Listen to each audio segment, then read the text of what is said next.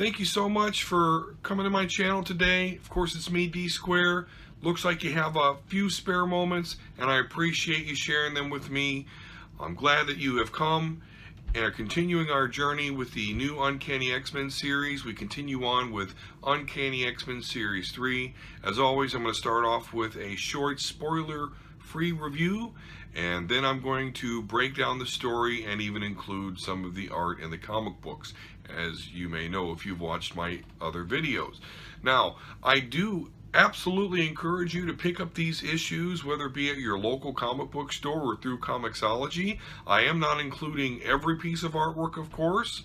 I certainly encourage you to enjoy the story on your own, but hopefully I'm able to help you break down and understand the story, especially if you're a new comic reader, or someone that just doesn't have time like me to read the story 2, 3, 4 times and is just really interested to know every nook and cranny. So appreciate you stopping by. And so what do I think of this issue? I think it's a good issue. I think it has a little bit of payoff from some of the other story arcs that we've had in issues 1 and 2. It really doesn't answer the question, though, of why is Kitty Pryde held captive with Apocalypse and that anti-mutant senator, who captured him, why they do this. That story arc, that hasn't been paid off yet. We don't know exactly, why all these events are happening, but definitely we're starting to have the suspicion that it is all by design and this is not a coincidence. So if you've been following this series, I definitely think you should continue to follow it. It seems to be heating up.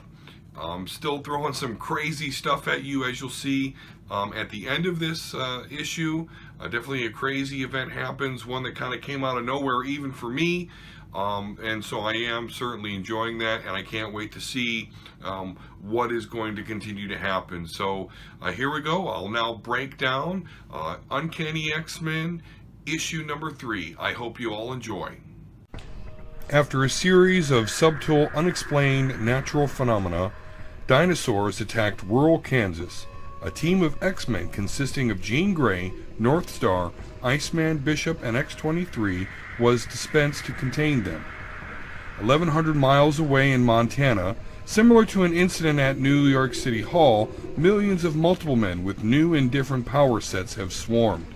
A team of X-Men consisting of Storm, Psylocke, Jubilee, Polaris, Cannonball, and Nightcrawler responded. Meanwhile, in the midst of agitated protesters, Legion, a powerful mutant with multiple personalities and a habitually loose grip on reality, arrived at the Xavier Institute, claiming stability and a renewed purpose to save the world.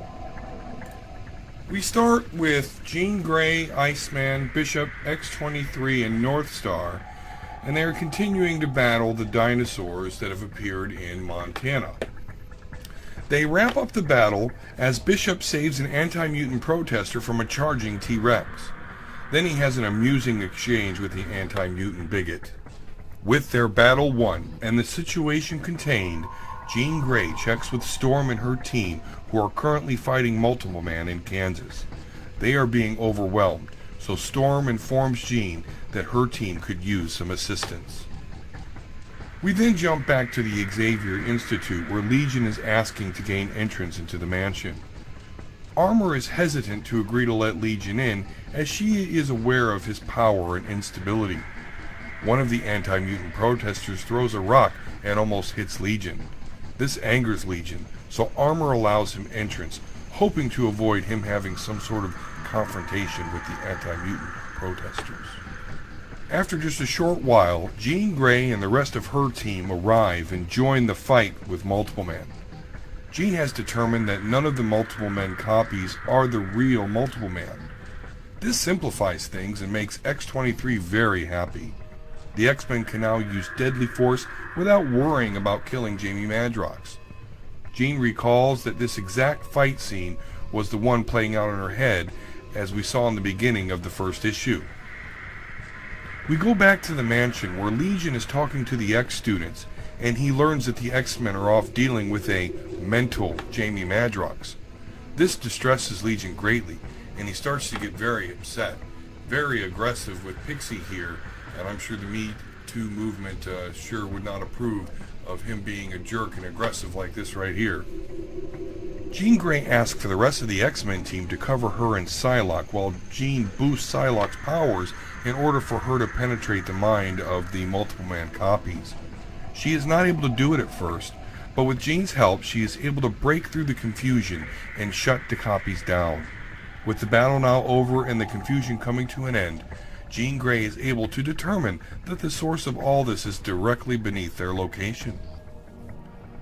Back at the mansion, Legion is in full freak-out mode. His hair relaxer is no longer working and he is attacking the X-students. This seems to be triggered by Jean and Psylocke shutting down the Multiple Man copies. Jean Grey, Bishop, Polaris, Iceman, and X-23 uncover a bunker below where they were just battling the Jamie Madrox copies. They come to a locked door, which Polaris opens easily with her magnetic powers, and it reveals that the real Jamie Madrox is being held against his will. The X-Men retrieve Jamie Madrox and leave the battlefield and are now aboard the Blackbird. It seems the Avengers are still responding to catastrophic events around the world. Jean tries to contact someone at the mansion but is unable to get through. She attempts to contact Beast, who is returning to the mansion. He informs her that everything seems par for the course.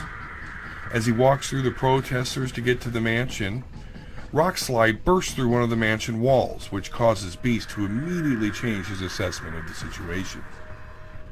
Jean and the rest of the X-Men arrive on scene and begin their battle with Legion outside the mansion. Everyone, including the X-students, are now outside of the mansion at this point. Jean orders the X-students to get the protesters out of the area as she fears for their safety. Jean and Legion are telepathically communicating, and he informs her that he tried to warn her and was responsible for the vision of the battle that she experienced back in the beginning of the first issue. But Jean does not understand what he could be trying to protect her from. Then, out of nowhere, a very strange-looking Blob, Magneto, Angel, and Omega Red appear. Magneto explains that they are the Horsemen of Life, Wellness, and Bounty, and they are here to carry out their master's will. As the Horsemen of Peace, they must put an end to those who create war. The Horsemen of Peace are here to end the X-Men. And boom!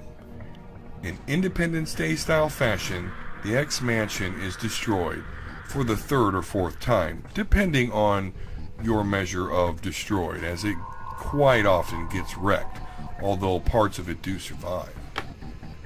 Well, this is certainly a revelation. Who are these Horsemen? Obviously, we're familiar with Omega Red, Magneto, Angel, and Blob, but very strange looking characters indeed, almost the anti-Horsemen of Apocalypse.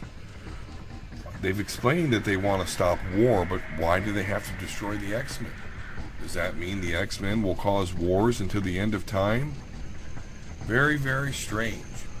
And I have some predictions here. Now, with the Xavier Institute destroyed, I definitely think this will rally the X-Men, bring them closely together. I also think and wonder if maybe they'll move on over to San Francisco, where Utopia was once located.